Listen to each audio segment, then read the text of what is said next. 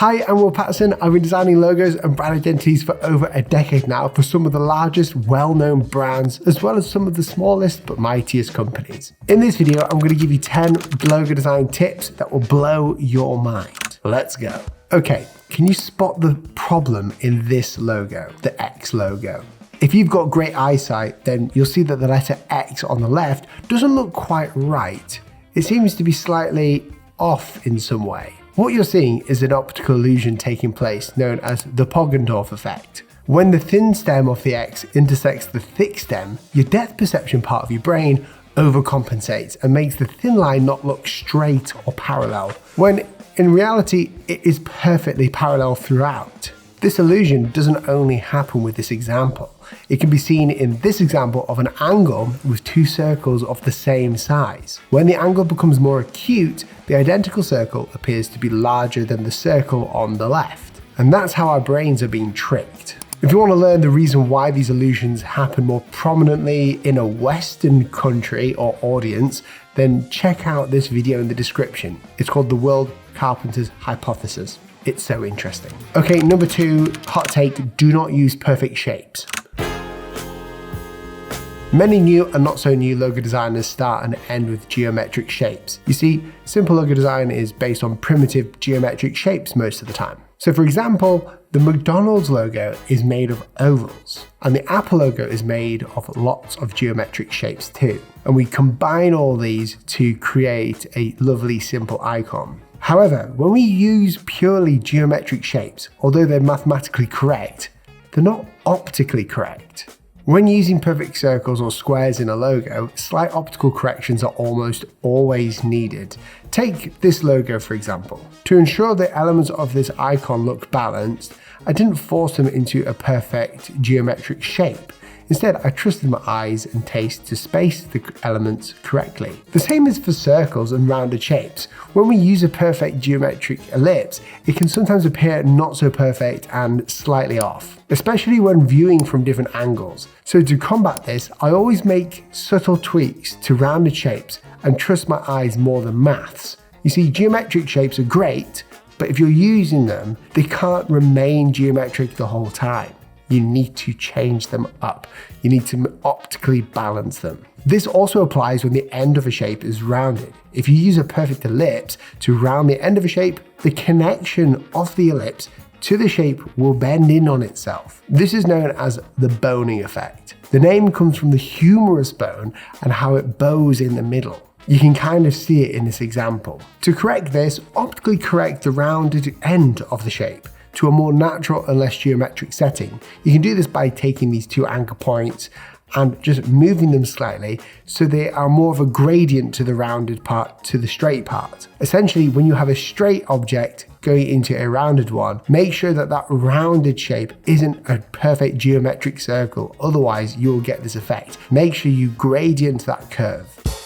Alright, number 3, customizing fonts can be daunting when we have to use the pen tool. Like, how do we even keep all these lines horizontal and vertical? It's wild. But what if it was easier? Well, there's actually a way of customizing fonts so easily, you can create bespoke logotypes in minutes. Okay, so first off, write the words. Then you're going to outline them. Outlining transforms the live text into editable vector shapes. And with that pencil tool, you can increase or decrease the smoothness. If you're using a mouse, which I wouldn't recommend, get a graphics tablet, I would turn the smoothness up to 80% to get a more smooth line.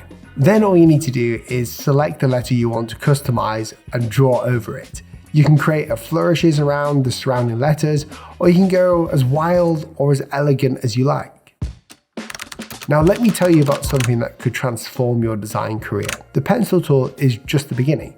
Our Design Academy Masterclass takes your skills to an entirely new level, teaching you the art of bespoke logotype design, a skill that AI simply cannot replicate. Listen, with AI rapidly changing our industry, designers who master custom typography have an incredible competitive advantage. I've spent nearly a decade perfecting these techniques, and they've become the crown jewel of our UK design agency's services. And for a limited time only, you can join our comprehensive masterclass and learn how to hand draw bespoke logotypes, techniques that clients will pay for premium rates, professional methods of vectoring and digitizing, your logotypes to get you above the competition, client presentation strategies that consistently win approval, pricing frameworks that maximize your revenue without scaring clients away, presentation crafting secrets that make clients excited to work with you and to say yes to your work.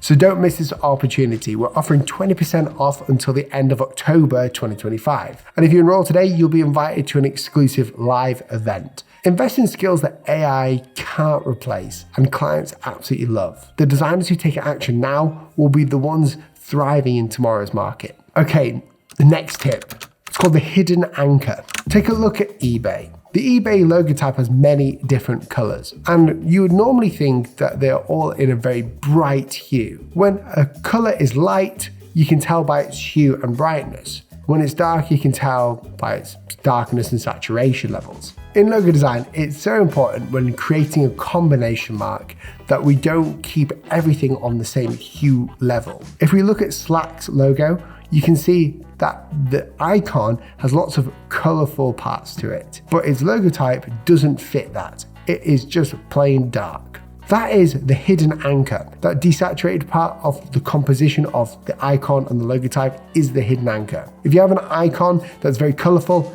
create a hidden anchor within the logotype. Make it so it's dark.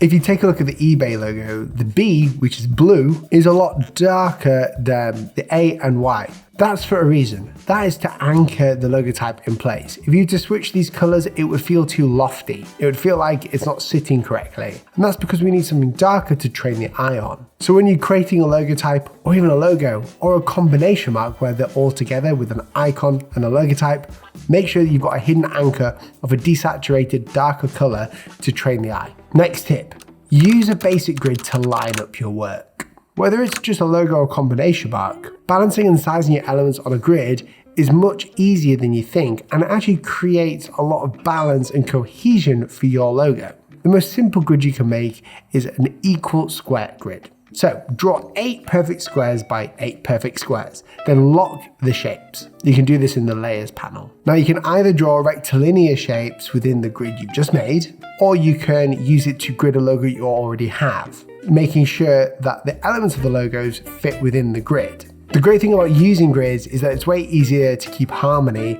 within your logos. And within graphic design, we use grids all the time for layout compositions and different pieces of work. So if you have a combination mark, you should be gridding that too. And there are many ways to grid your combination mark. First, turn on your grids and align your icon within them, ensuring the icon or illustration fits perfectly within the grid structure. Next, place your text either to the right side or underneath the icon, fitting the logotype within the grid so it aligns with the grid lines. This might seem unnecessary, but it's crucial. When you properly grid logos and combination marks, icon and word mark together, they become much easier to read at different sizes in various applications. Now here's another tip that not many designers do, which is mapping your brand.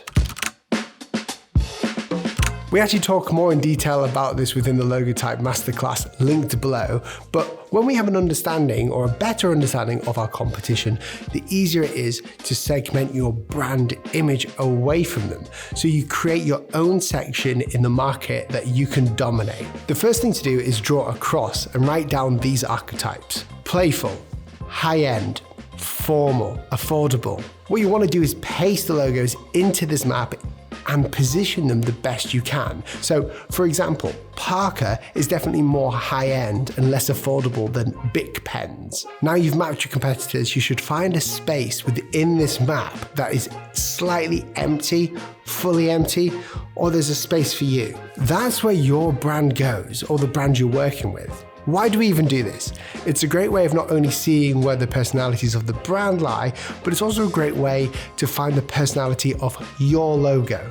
If your brand is more affordable, you'll notice subtle cues within the more affordable brand's logos. I've had a lot of designers, new and seasoned, talk to me about why their white logo versions don't look as good as the dark ones. I bet you didn't know this, but light logos, or white ones, should be slightly thinner than darker logos. White logos glow, so they inherently look larger than darker logos. You can correct this by offsetting the logo. All you need to do is create a stroke around, an inner stroke around your logo, the same color as the dark background. put both logos together, one on the white background and one on the dark background. When they both look the same, that's where you can expand the stroke and then cut it out using the shape builder tool. That way your white logo will look the exact same as the dark one, even though they're totally different sizes. Quick maths.